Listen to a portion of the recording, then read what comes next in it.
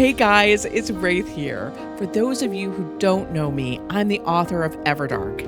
Every week, I get together with the Everdark cast and we talk about things related to vampires, voice acting, and life. Sometimes I ask them questions, but sometimes they ask me questions. And by the way, we want to hear your answers to those same questions in the comments. This sort of builds on the other stuff we've talked about. But Julian came into this story hating vampires. The motivating factor for his life since his parents were killed is proving vampires exist and outing them to the world and destroying them. But now he is one. And he has become one through the very king of their kind. The bond he has with Daemon is strong. We know this, but it's complicated. How do you convey the ambivalence and conflict inherent in this relationship from the beginning, while there's also a romance with it? I mean, Adam, inhabiting Julian, how do you feel he relates to Daemon with all of this background?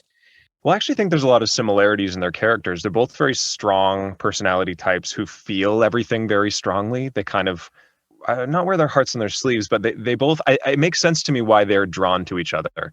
Neither of them seem like characters who would be drawn to some kind of wallflower, right? They both seem like people who crave a challenge and kind of need a challenge. I think we all know those couples too in real life, right? And it can create a pretty volatile situation. It can create a really volatile relationship, but often those are the most intriguing ones too, where people love really strongly and hate very strongly and feel everything really strongly. Yeah, I think Julian is kind of seeking somebody who can, maybe subconsciously seeking someone who can match his level of intensity, right? And who can kind of meet him blow for blow a little bit. So even though he comes in with a mission and he comes in maybe hating vampires, he's met with somebody who challenges him in a way that maybe he finds intriguing. In a way, I don't know that Julian ever connected with anyone outside of Christian after his parents' deaths. Right. I see that too, yeah. And then his focus, ironically, being on vampires, it makes sense that he would fall for one because they are sort of that, that motivating, the thing he's been obsessed about, the thing that he's believed in, that people have looked at him like, you're a nut. The irony runs deep there that he would find his true love in Daemon. There's kind of a flattery too, right? In being the one picked by this incredibly powerful vampire. If I were in that situation, there'd be a part of me that was like, oh, well, maybe you're not all bad. I mean, sure. It's a good point. I think we'd all like to be picked by Daemon, please. And then Edward, you're playing Daemon. Now, Daemon has the power of the Iros, meaning that he can read all of Julian's thoughts. He knows what's brought him here and what type of person he is. Daemon has his own background and own backstory, though, that's really rather tragic. And when he sees Julian, he's given him his blood, he doesn't expect him to live.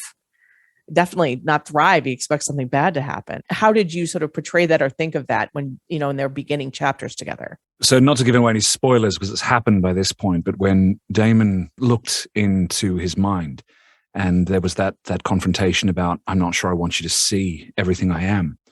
I think in that moment, Daemon fell in love with him. But the fear of a broken heart again, when you have loved and lost, desperately loved and desperately lost, the fear of being hurt again. So I think Daemon, for me, it was that idea of burying any hope down deep. And that anytime the hope came up, anytime there was a spark of you're so brave, you're so amazing, just stomp that down again. Our most personal, intimate losses are the ones that stick with us, our nightmares. And so for me, I really enjoyed that sequence, that dream where Julian saw some of his dreams, the image of the lights like stars, those white lights around the tomb of one of the fledglings who didn't make it. Daemon feels so much, so intensely.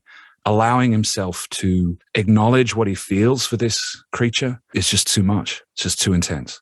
No, that's so true. And I think there is some sadness in the fact that because of Daemon's fear of losing again, and sincerely just not believing some random young man is going to actually live when everyone else has died, he actually loses out on the joy of making a fledgling, his first and probably only one.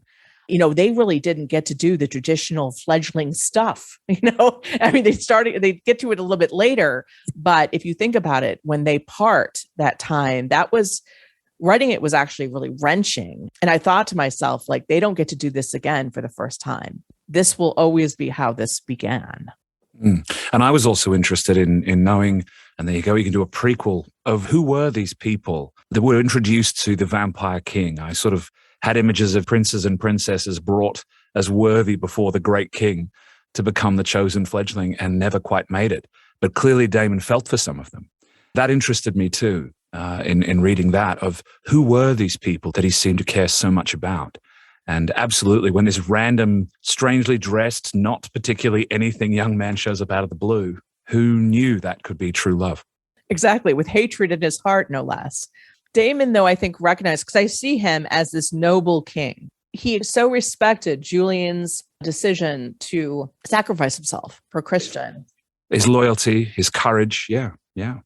He recognized that as something that's sort of like a universal thing, a very strong thing. So even though Christian and Julian are quote unquote nothing special, they are essentially beings he would recognize, that maybe not all of us could rise to that level. I don't know if I would have that courage that Julian and Christian have, to be honest.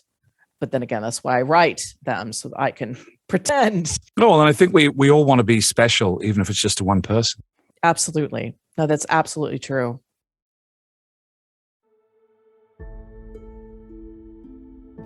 I hoped you liked this behind the scenes discussion with the cast and crew of the Everdark podcast. If you want to join the conversation, come to YouTube and tell us what you think in the comments. And just so you know, I'm not the only one reading the comments. The entire cast is too, and they're very eager and excited to hear from you. If you are already listening on YouTube, be sure to like and subscribe to get notified when the next episode of Everdark comes out.